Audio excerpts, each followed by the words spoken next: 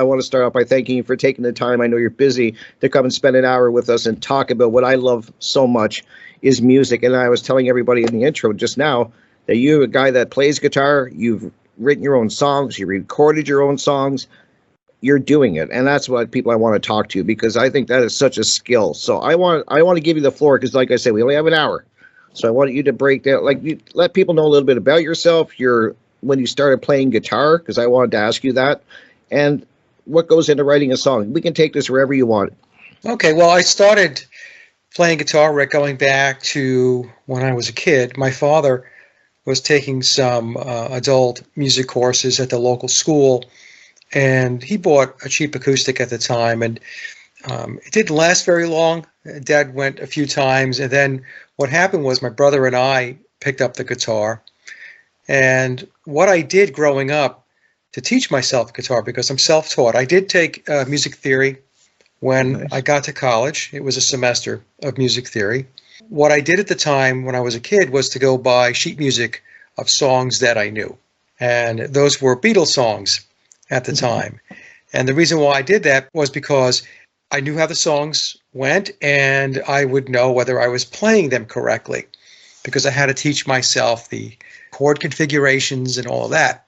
As a kid growing up, my brother was drumming and I was trying to play guitar. He was a much better drummer than I was a guitarist at the time. We're talking about 11, 12, 13 years old. And I was making a lot of noise.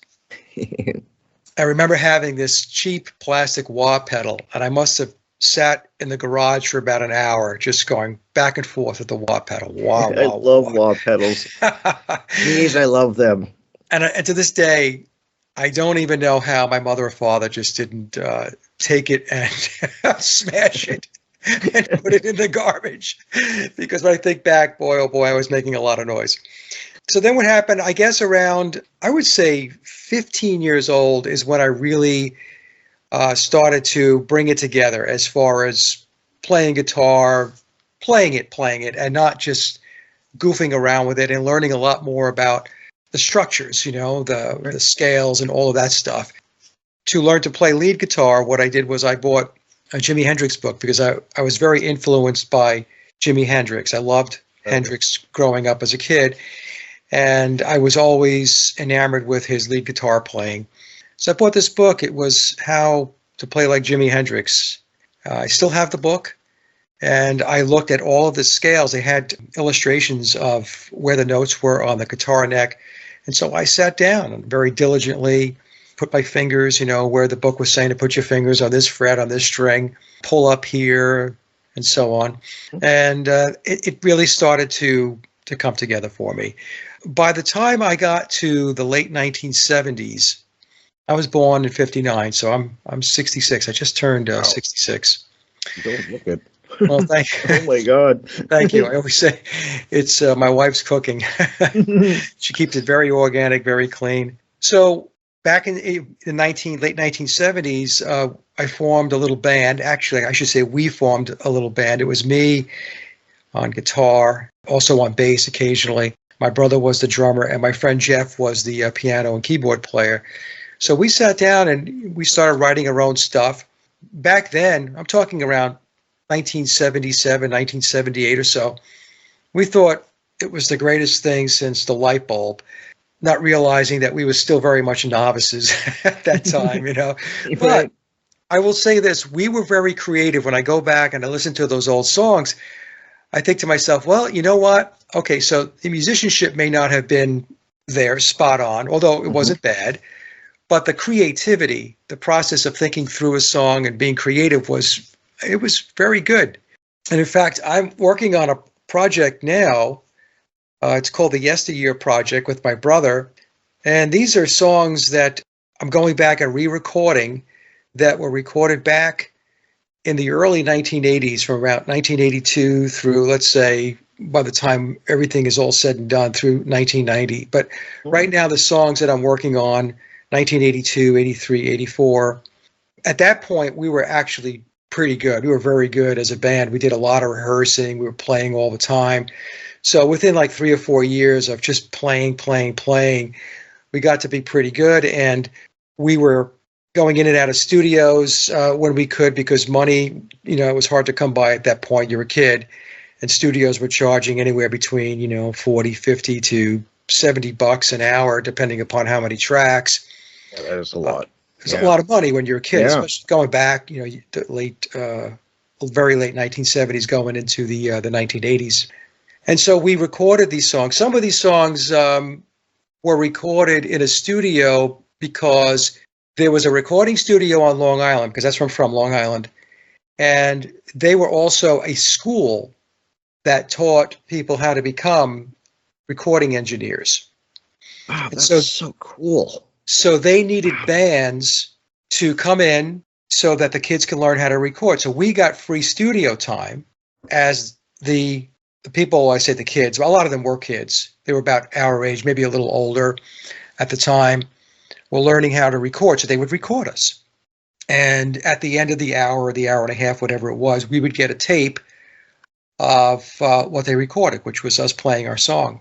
The thing with those songs, though, was that a lot of times we came in and it was wham, bam, thank you, ma'am. We had to get in and get out. We just flew through the songs. And many times they were songs that we were working through. So we figured, well, let's just bring this into the studio. Let's see where we can go with it and how it sounds. And at a later point, we would have the opportunity to fine tune the song and record it. But these were rough demos. But you guys played as a full band in the studio, right? Yeah. Because I know a lot now, musicians half the time aren't even in the same country. They're kind of doing it like they can do it from all over the world. They're not all in the studio. I think there's something about what you're saying about all of the band being in the studio playing it. I don't know if they do that anymore, to be honest. Well, this day, the digital age, yeah, you're right. A lot of times they're not there. Yeah, something in my opinion. So I love that you guys are all in there together, working it out. Amazing. Yeah, so we actually played live, if you will. We did some overdubs, like if I had to do a guitar lead, or at the time our other guitarist Mark had to do a guitar lead, we may do an overdub or whatever. But the basic rhythm tracks, I'll phrase it this way: the basic rhythm tracks were all recorded live in the studio. So we had the bass, we had me on guitar, the drums going, and if we had a piano or a keyboard in the song, that was usually recorded as part of the basic rhythm track. So what happened was, between going to that school and being recorded and actually paying money to go to a studio to record songs that we did complete and we were ready to put out as a demo going off to record companies and publishers, my brother and I have this stash of songs going back from 40 years ago. So going back, I guess around 9 months or so, 9 months, maybe 12 months, I said to my brother, I said, hey, we have those old songs. Some of them are done because they were demos that we released. Others were not done, but they were good songs. We just didn't have the opportunity to finish them. I said, I think what we should do now, because we both have home studios, is to take the time to put the songs back together again, and not to record them exactly the way we did, Rick, back 40 years ago, but to reimagine the songs as if they were newly written today. Very cool. What would they sound like? Because now I'm 40 years older. My brother's only about 13 to 14 months younger than I am. So we're both in our mid-60s. That's the project we're engaged in right now. And I have to tell you, it's a lot of fun. It's really a lot of fun to go back to those old songs. In fact, it's interesting because when you go back 40 years, I was telling my wife this and my brother just the other day, it's amazing how much you remember from 40 years ago when you were in the studio, what you did. Yeah. And other times I would listen to it and I would be saying to myself, well, what am I doing there? Because sometimes what you were doing got lost in the mix. Mm-hmm. So I'm trying to listen to it, just focus on that in the mix to refigure out what it is that I was doing. And so far, success. Amazingly, my brother was doing a lot of the bass playing back then, and he's a very good bass player. And I said to him, do you remember your bass parts? He goes, yeah, I do. That's incredible. So I said, you remember the bass parts from 40 years ago? Exactly. And he did. So I said, okay, I'll tell you what, you just show me what you did, I could have figured it out, but I'm sitting there with him. I said, "Show me what you did," and he showed me. I'm like, "Okay." So when I go home, I'll crack my bass out and I'll re-record that bass track for the song. My brother actually by trade is a drummer, but he was a very good keyboard and piano player and a very good bass player as well. Wow, that's incredible. I But his can't believe first, there's you people that can play multiple instruments. I'm fascinated by. I'm struggling with drums. So I can't drum, imagine like, yeah, and you hear that a lot, and I have mad respect for like Prince, and you hear these artists that they can pick up any instrument, and it's just a gift that they can do it. I work for my drum beats, but the fact that I like people like yourself and your brother that can play keyboard, bass, drums, guitar, I'm really like that's something really rare, special, I think, and incredible. it was just one of those things, Rick, where I never took any form of musical training. I'm pretty much self-taught, so I had to teach myself the guitar. And once you know the guitar, you can play bass. I've heard Um, that. I've heard that. yeah, I mean, but the bass in itself, there are extraordinary bass players. I'm not going to Hmm. say I'm an extraordinary bass player. I mean, there are techniques and the such that the great ones have mastered. But if you play guitar, you should be able to play bass because it's the same E, A, D, G. The first four strings on the Hmm. bass are the first four strings from low E down Hmm. on the guitar. And then I had to teach myself how to play piano. And so I bought a couple of books. I started very simple with basic chords, and I had to learn keys and the such. And like I said, I did take a semester of music theory when I was my first year of college, going back to what was that, 1978 or so. Hmm. But yeah, so that's how I got into it. And going into the 1980s, when we were doing all of this recording, we were writing songs. I was the primary songwriter. We had put together a demo of 6 songs. To this day, I still believe the songs were 6 pretty good songs. Yeah. And they're some of the songs that I'm re-recording as we speak. And we sent them out to record companies and also to music publishers because I was looking to either get signed as a band or to get the music published, one or the other. Yeah. That's where And I money was is. and I was working out in Manhattan at the time. And back in those days, back in the 1980s, a lot of the record companies had locations in New York City. And I found out the hard way that no matter how good you think your songs are, that record companies do not take, well, the big labels don't take unsolicited material. So when you mail your tapes out, or when I mailed our tapes out, and this happened to a lot of people, and I know this because some of the record companies had a stamp that they put on the envelope. They didn't create that stamp just for Mike, that said we don't accept unsolicited material. So what would happen is if you sent your recording out to Capitol Records or to RCA or to MCA or any of the big labels, they would usually send the envelope back unopened, stamped with "We do not accept unsolicited material." So it was at this point that, I got an education because how old was I? Maybe 23 years old, 24 years old at the time. I was a kid. You just think, send it in, they'll listen to it, they're gonna love it. They're going to love it. Yeah. And and I also was walking the beat in New York, and I wound up in this one publisher's office in the Upper East Side of Manhattan. And I think he was involved in the publishing with Meatloaf at the time. I think so, because the comment he made to me was, I contacted him and he said, "Yeah, come on in. Let me take a listen at what you've got." So I played the tape for him, and he was like, "Yeah, it's pretty good." He says, "And I really like your lyrics." He says, "Have you thought about being a lyricist?" And I said, "Well, I'd rather be a musician and a lyricist and put songs together, Right. Yeah. and not just be a Bernie Taupin." And he said, "Look," he said, what you need to do is to write more like Meatloaf, like the songs that you're hearing coming from Meatloaf, because at the time Meatloaf was hot."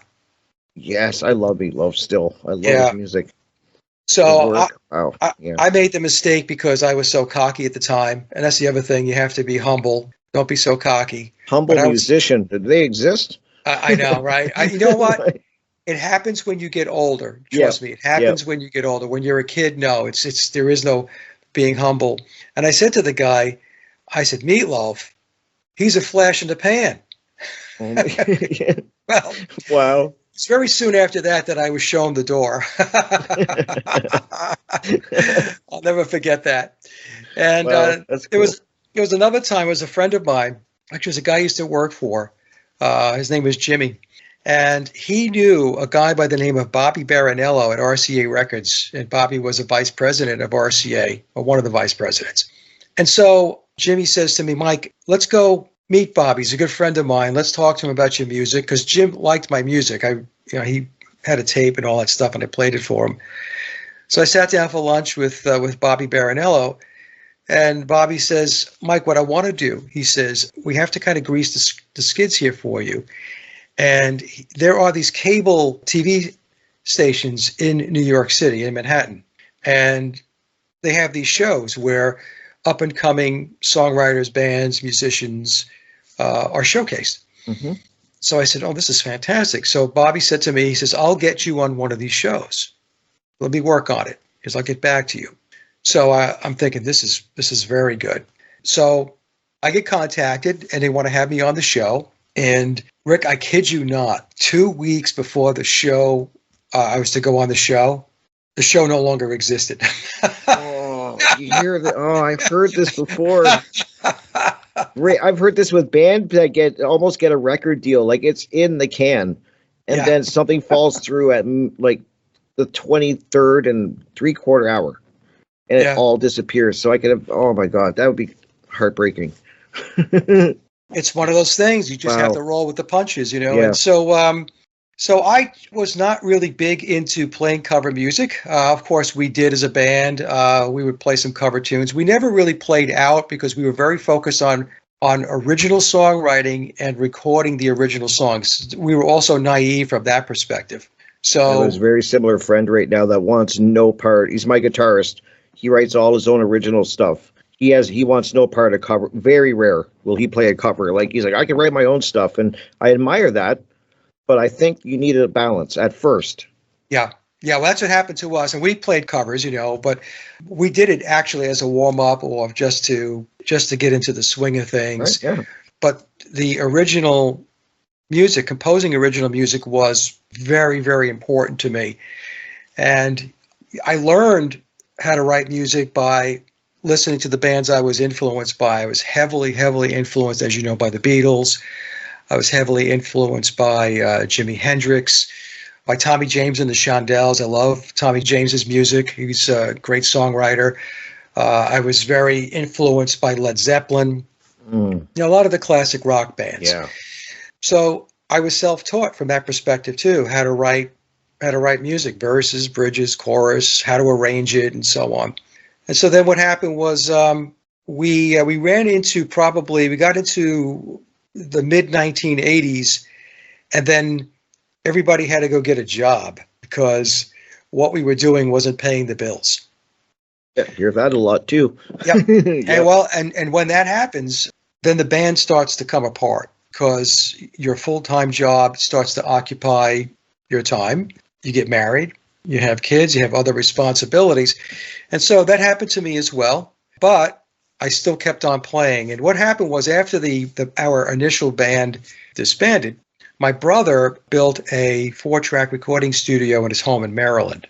And so then what happened was, I was writing the music, and then I would make these lightning trips at the time I was up, in New Jersey. I would go down to Maryland. And then later on, when I was in North Carolina, which is where I'm at now, I would go up to Maryland. My brother now lives in North Carolina with the rest of the family. But at the time, he was in Maryland, and I was in Jersey, and then North Carolina. I'd make the trip up there. I would write the songs while I was home, and over the weekend, Friday, Saturday, and I would leave on a Sunday, we would record an entire song from beginning to end.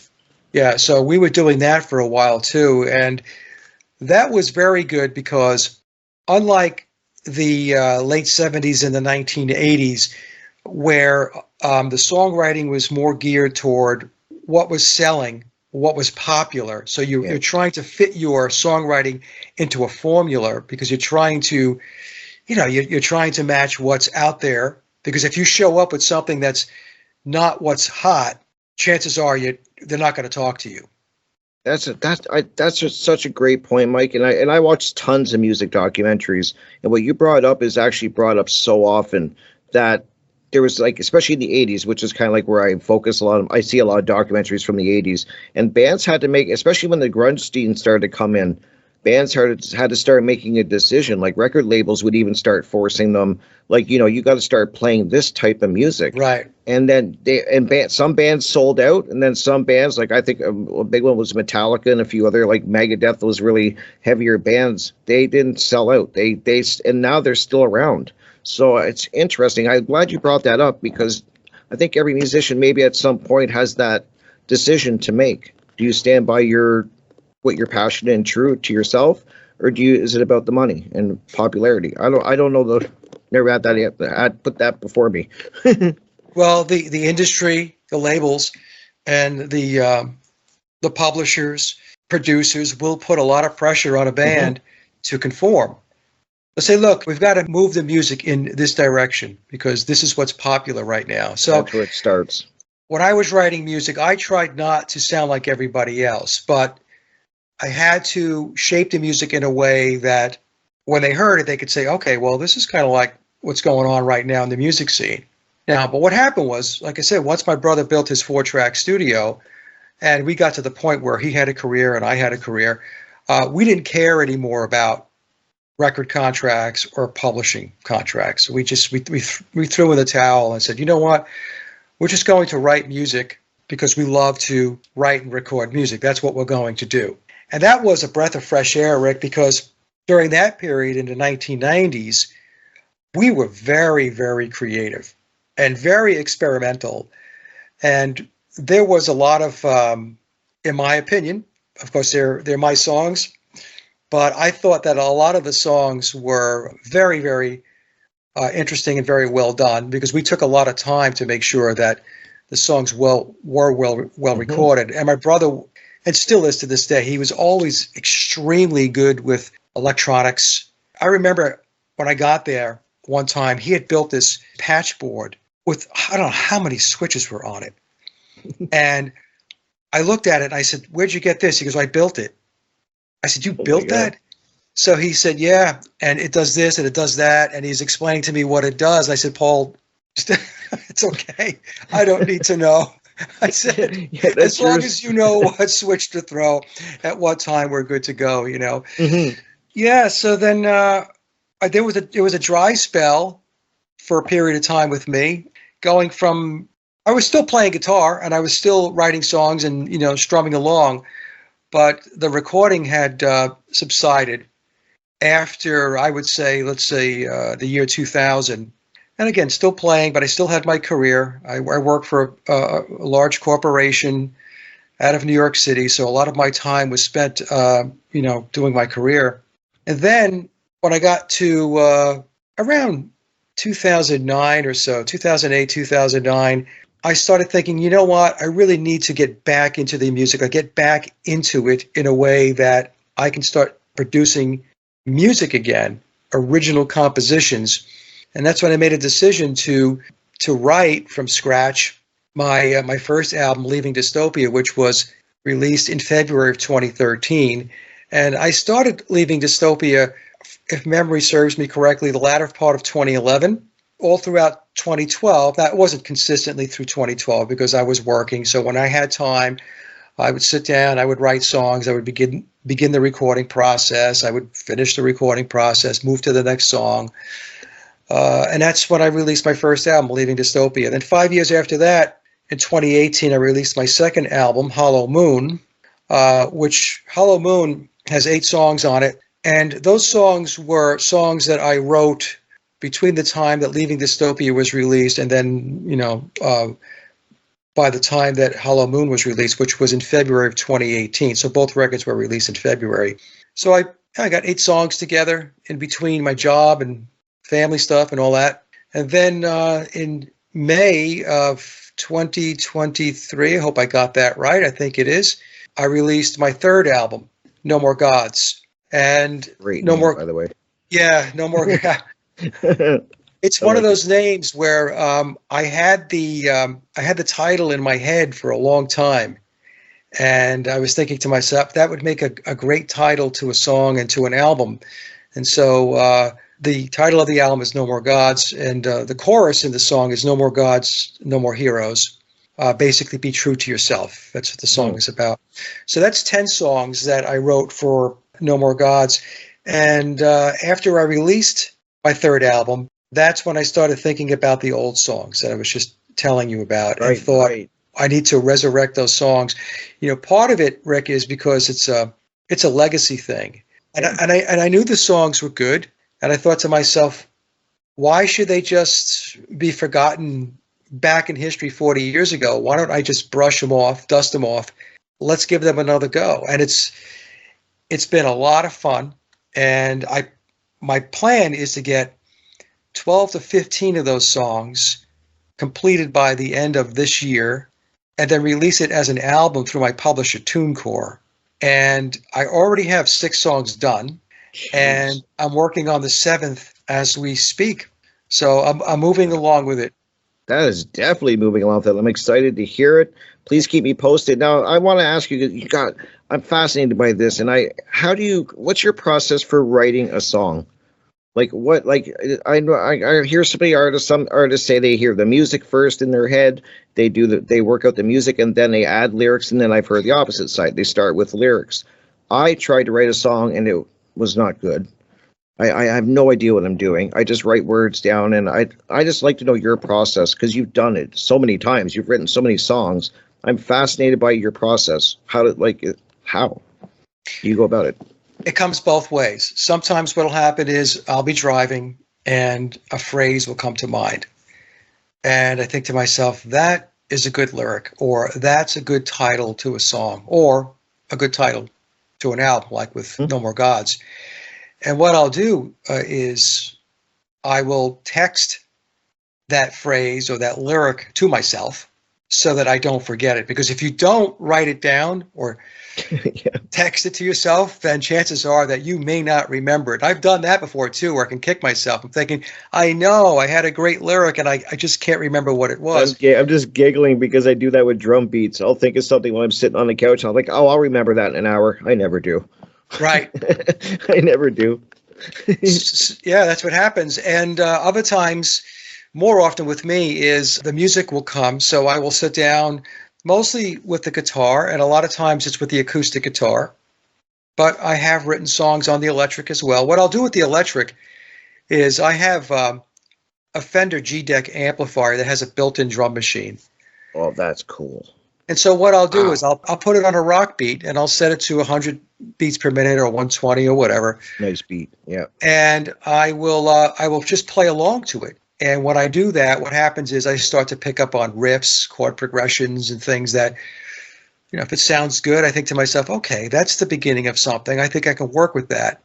Another way that I do it is I just sit down at the piano and I just relax and just kind of play some chords and see where it goes from there. And if I don't have the lyrics, I will just kind of create lyrics. Some of them might sound like nonsense at the time, but you're just trying to fill in the blanks, just trying to get the flow going, I'm just smiling so big because that's what my guitarist does. He'll start playing stuff and he's just talking gibberish. Like he's just like, no, and he's humming and tapping his foot and just saying, and he's just like, I don't know the words, but he knows, he definitely has an idea in his mind where he wants it to go. And he's like, the words will come later. I just need to, so he'll hum and just say whatever word, like you just described. Yeah. And the important thing is to record it. So so many people don't do that, right? And like I said, it's like with the lyrics, if you don't document it, if you don't get it captured, then the chances are that you may not remember that riff, or you may remember it, but maybe not exactly how you played it.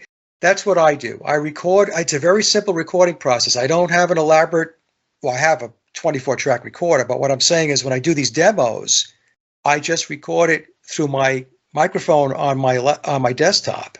So I capture it. Yep. And I put it in a folder that says, the name of the folder is New Song Ideas. Yeah. And I will go back and take a listen when I'm ready to put something together and say, okay, now what do I have in the little bag of tricks here that I've already started? Is there something here that I can continue with and build a song? And so, I mean, maybe a best way to do this is what I did was I sent you some files. I don't know if we can play them. Yeah, if you can share it, if you don't mind sharing it, we can play it. Okay, let me see if I can. I'm just worried if I do it from my end. See, I've been trying, Mike, to play some songs on my end, and we tried it on a friend's show, Bill, who's listening, and it got staticky for some reason. I don't know if it's Okay. Skype or whatever. So maybe if you have the audio file right there. Okay, so let me do this. This is And I the would- best way to, I think, to illustrate to the audience how this process works. Okay. And let me just get there. Hold on one You just have to second. share screen and share audio, and we should be Okay. good. Okay. Hopefully Here it this is. works, because I would love to hear. And I'll make sure everyone who's listening while Mike does this, I will make sure that I put links so you can check out his music. I already put a link for his YouTube channels. So I will make sure, please go check out his channel, show him some love, subscribe. Great content, guys. And please check out his music. Okay, so I'm sharing now, Rick. Perfect. There we What do I have to do with the audio? It just says I'm sharing. Will it Yeah, just I think work? you just got to play it, and I think we should hear it. If you shared audio, Okay. we should be good. All right, so there's a song on my third album that's titled Don't Let Go. And the way the song was created, my wife wrote down some lyrics. And she said to me that she had these lyrics. And I said, well, just sing them into your phone, hon, so that you don't forget them. Then I'll take a listen and I'll put the music to it. So what I'm going to play is a 30-second bit, which is the actual recording that my wife sent over to me. Okay. Waves of desperation come crashing in again. Feeling no sensation, I need you till the end. Don't you know, I need my baby feeling low. Don't you know, I need my baby, don't let go. Okay, so that's the 30-second bit. That's what she sang. So she wrote those lyrics down. So if you just scroll down a little bit. Yep. Okay, so you're going to get a link that says Don't Let Go Unplugged Demo. So this is what I did. Now, this is me recording into my computer, 2 tracks into Audacity, playing the acoustic and singing the song. This is only a minute and a half, so this won't take too long. So this is the original demo. Okay. Hopefully, I'm not sure if I'm going to have to. I hope this plays. This is going to be amazing.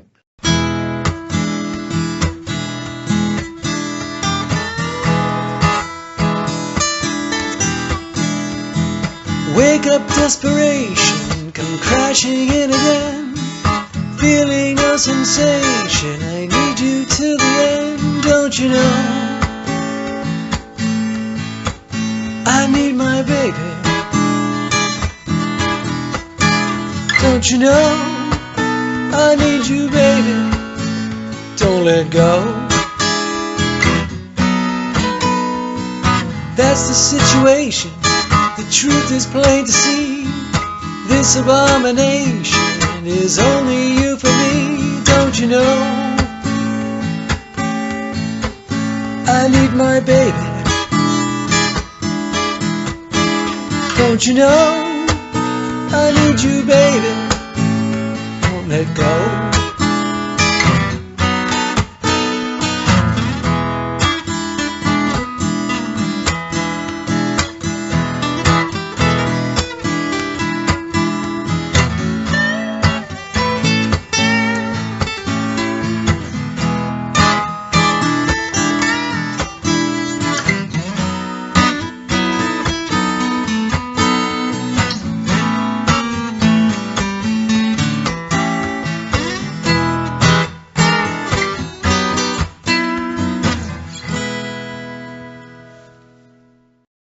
That is so good. Okay, so That is so good, dude. Well, thank you. So again, this is a good illustration because my wife just sent me over the raw lyrics with her melody line, and then I sat down and said, okay, let's take what she has for lyrics and her melody. I tried to keep her melody, and that was the demo we just listened to. Now, if we play the next The one right down here? SoundCloud, yes, it just says Don't Let Go. We don't have to play the whole song, but this is the completed song. This is the song that was released. Okay.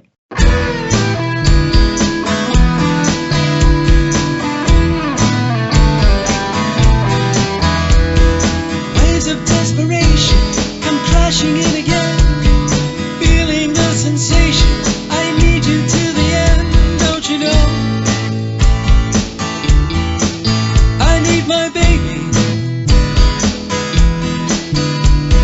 know I need my baby? Don't let go.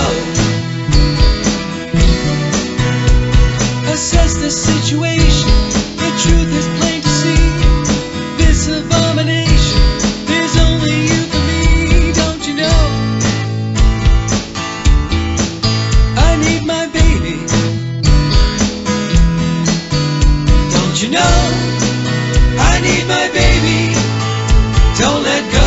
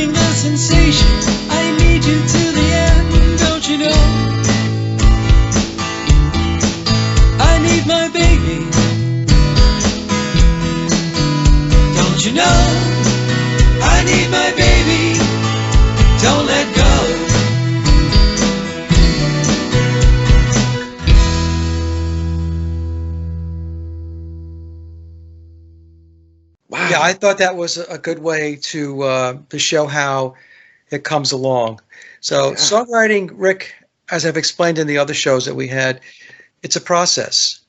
And, some songs, they may come quickly, and other songs will take time, sometimes a lot of time. Yeah, you hear some artists say that they worked on songs for 10 years. I've heard bands say that. They play with it, they tinker around, they put it away, they come back to it. So I'd love that. That's really interesting. You can't give up on a song, I guess, or maybe some songs they'll never be anything. But what'll happen sometimes is, like with the song "Breathe," which is on my No More Gods album, that consists of two different riffs that I had over time. So I had riff A, and I was, goofing around with it here and there, and thinking to myself, "This is a pretty good riff. I want to try to see if I can do something with it." And it just sat for a long time, and I would revisit it once in a while and think the same thing. I've got to do something with it. And then I had another riff, and I thought, well, you know what? Why don't I combine these two riffs and put them together? And I think that could make a song. And that's exactly what happened. There is no spontaneous combustion most of the time with songwriting, because we have to remember that songwriting is not just about writing the music. It's also putting the lyrics together. Right. And then once you get the music and the lyrics together, then there's a whole piece of it where you have to arrange the song. So you're going to have your verse, you're going to have your bridge, you're going to have your chorus. How many bars is this? How many bars is that? Are there too many bars here, or do I need to insert one or two? And in other words, you got to work it through. And then after you do that, then you have to sit back and think to yourself, okay, well, now what types of overdubs are required in a song? I mean, do I need strings? Do I need a brass section? I mean, what fits the song? What's going to make the song better? That's how you have to think in terms of when you write songs. It's not a matter of just putting stuff in there and layering it.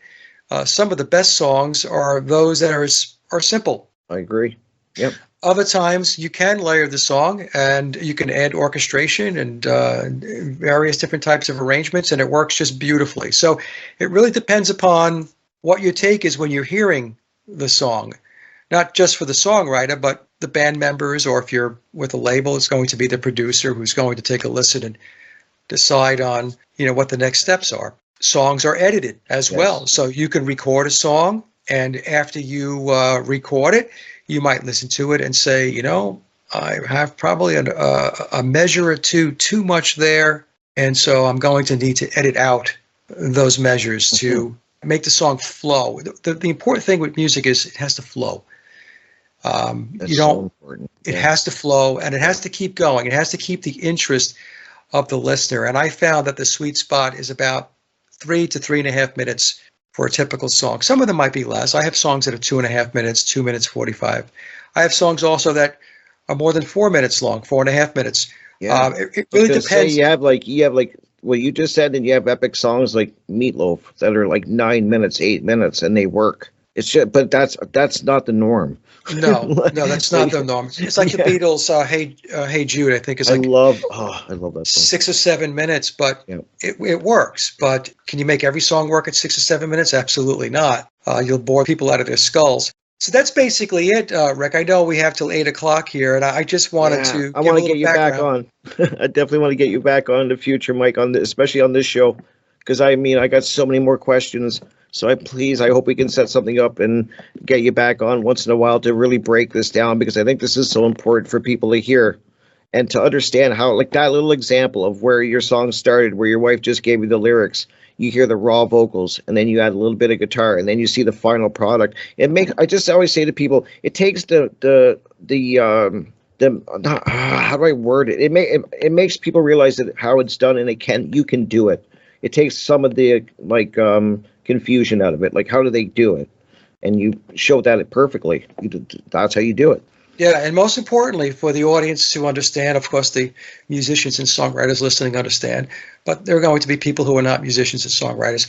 It is a process, and most of the time when you're writing a song and putting it together, it takes time. I know I've had songs where I've written them very quickly, but the vast majority of them are not, like I said, it's not spontaneous combustion. It doesn't just come and fall on your lap. You've got to work them if you Yeah. want the song to come out the way you want it to come out. Absolutely. That makes so much sense. And I love that we're going to be ending with putting the work in.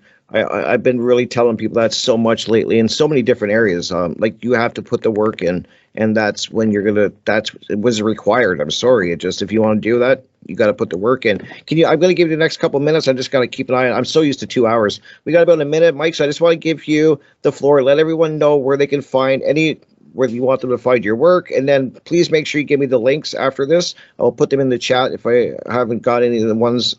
There's more that you want me to post, so just let people know where they can find your music, everything. Okay, so for my music, Rick, I just have a hub website. It's laboroflovemusic.com. So laboroflovemusic.com. If you go there's a whole bit on my background, basically what I took everybody through on this show, and then all of the music is there. And you can take a listen. All right, perfect. I'm just typing that up right now. So laboroflovemusic.com. Yep. Awesome. Okay, there we go. Thank you so much, Mike. I appreciate you taking the time. I hope you do come back in the future. I want to continue this. Thank you, everyone, for listening. Please check out Mike's music. Check out his YouTube channels, and I will definitely see you guys next Friday. Once again, Mike, thank you so much. What a great show. All right, Rick, thank you so much.